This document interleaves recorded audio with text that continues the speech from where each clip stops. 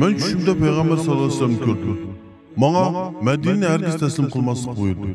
Shunga men shaxsan Madinani taslim qila olmayman. U dushmanlarning hurmatiga sazovor bo'lgan, hatto ingliz josusi Lawrence uni Sahro yo'li deb atagan Madina himoyachisi Faxruddin Pasha.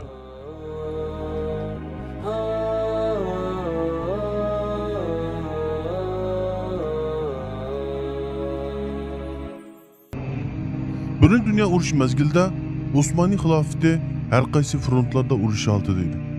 İngilizlar bilan til biriktirgan Makka valisi Sharif Husayn İngiliz josusi Lawrence'ni kuch kiritish bilan isyon ko'tardi va Osmoniy xilofat armiyasining orqasidan urush boshlandi. İstanbulga isyon xabari yetib kelgandan keyin 1916-yili Faxruddin Pasha Madinaga avatildi.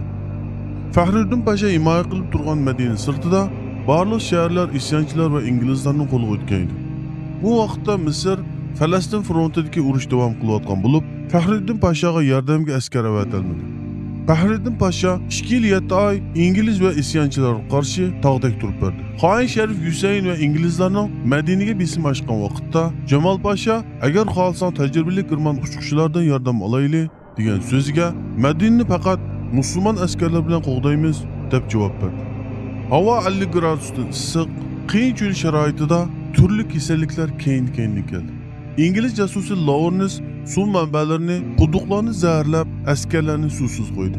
Hijaz temir yo'li davomli ingliz josuslari va isyonchilar tarafidan buzg'unchilik uchrab, Madinaga yordam ochliqlari va o'q-to'ri yetib kelishi to'sqinlik uchraydi. Telegraf aloqasi buzg'unchilik uchrab, Istanbul bilan aloqa uzilib qolgan. Xalqning bir qismi hayotini saqlab qolish uchun Madinani tark qildi. 1918-yili 30-oktyabr Mondros urush to'xtatish kelishimi imzolandi. Birinchi Dünya urushida Osmoniylar mag'lubiyatni qabul qilgan edi. Faxruddin Pashaning o'ziga eng yaqin bo'lgan ittifoqdosh armiyaga taslim bo'lishi kutilgan edi. U buni dushmanning bir to'ziqi deb tushundi. Telegraf Pashaga yetib kelgandan keyin qo'lidagi qog'ozni purlab etib tashildi. Madinani tashlamaymiz, Rasulullohni tashlamaymiz deydi. Madinani qo'lga ololmagan dushman İstanbulga to'xtamay besim qiladi. İstanbuldan 105 kelib, shaharning taslim bo'lish kerakligini uqtirdi. Faxruddin Pasha buningdan o'zini har xil usullar bilan qochiradi va xalifadan bevosita amr kelmagicha shaharni bo'shatilmaydiganligini dedi.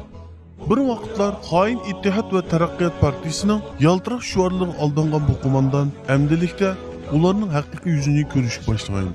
U bir kun tushida Payg'ambarimiz Muhammad sallallohu alayhi vasallamning qabrisida yetib tushib ko'rdi va tushida Payg'ambarimizni ko'rdi. Payg'ambarimiz uningga: "Ey Faxruddin, sen meni kimlarga tashlab ketmoqchi?" deydi. Tushida uyg'ongan Faxruddin Pasha atisi askarlarni to'playdi va "Men Qur'onni tashlamayman. Sizlardan men bilan qoldiganlar bormi? Davlatga qarshi chiqmoqdimiz. Payg'ambarimiz yodgor bo'lgan bu muqaddas tuproqni qo'g'dashga tayyormisizlar? Bu yerda o'lishga tayyormisizlar?" deb so'raydi. Qo'shinning hammasi birdek ovozda "Sen qayerda bo'lsang biz shu yerda qo'mondonim" dedi. Buning bilan Faxruddin Pasha Istanbulga "Men tushimda payg'ambar sallallohu alayhi vasallam ko'rdim. Menga Madinani hargiz taslim qilmaslik buyurdi. Shunga men shaxsan Madinani taslim qila olmayman" degan javobini avatdi. Buning bilan podshoh Vahiddin uningga yana xabar avatdi. "Taslim bo'l, urushda yengildik" dedi. Va Hijaz temir yo'l orqali askarlarni chekindirish uchun poyezd avatdi. Faxruddin Pasha bu poyezdda bir qism askarlarning qo'g'dishida muqaddas omonatlarni maxfiy holda Istanbulga yo'lga soldi.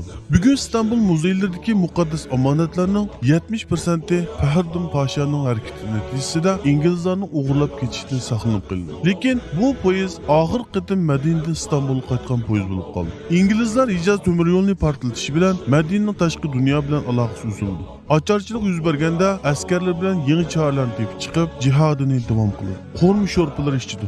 Qo'rmi tugaganda qo'rmi urqida un tortib yemaklik yasab qo'ydi. Ocharchilik hukm surayotgan bir paytda shirkatga ofat yuz berdi. Hamma orqa-orqadan kelgan ig'irchiliklarda andishiga tushishga boshladi. Faxruddin Pasha askarlarni to'plab Hazrati Muhammad sallallohu alayhi vasallam davrida shirkatga ofat yuz berganligini, sahobalar uning bilan jon saqlaganligini, uning bir Allohning rahmati ekanligini so'zlaydi va uni iste'mol qiladi.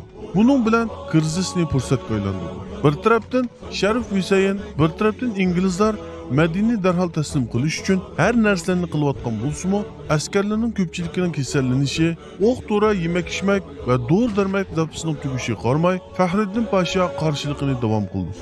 Faxriddin Pashaning qo'mondonlari ichida ba'zi taslim bo'lish tarafdorlari bor bo'lib, Faxriddin Pasha taslim bo'lishni qabul qilmag'achqa, itoatsizlik va kuch kiritish orqali taslim bo'lishga majburlaydi. Qo'mondonlar taslim kunini belgilaydi. Shu kun kelganda Faxriddin Pasha taslim bo'lishni keskin rad qiladi. Qurolni va qilchini karvatning ostiga qo'yib, "Men bu yerdan ketmayman" deydi.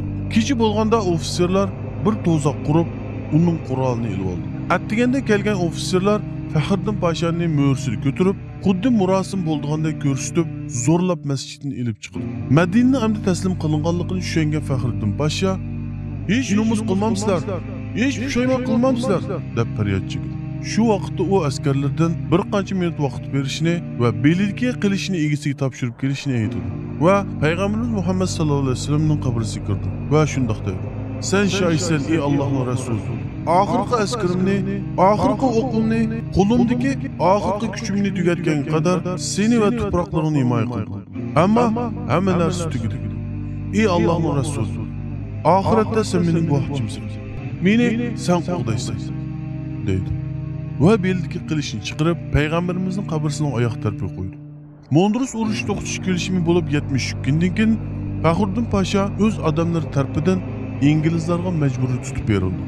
Mana bugun biz din dushmanlarining askariy va ideviy hujumlari qarshisida muqaddas tuproqlarimizda fojiali ko'rinishlarga shohid bo'lmoqdamiz. Muqaddas ziminlarla emas, zihniyatini taslim qilgan yangi avlodlarni ko'ryapmiz. Yo'q, biz taslim bo'lmaymiz. Biz kimligini qaytadan to'ngan avlodlarmiz. Biz qahramon ajdodlarning izini bo'ylab olg'a intilgan yangi avlodlarmiz. Biz kufr qarshisida hargiz bo'y egmaymiz. Biz hargiz taslim bo'lmaymiz. Men shunda payg'ambar sallallohu alayhi vasallam ko'rdim. Menga Madinani hargiz taslim qilmaslik buyurdi. Shunga men shaxsan Madinani taslim qila olmayman.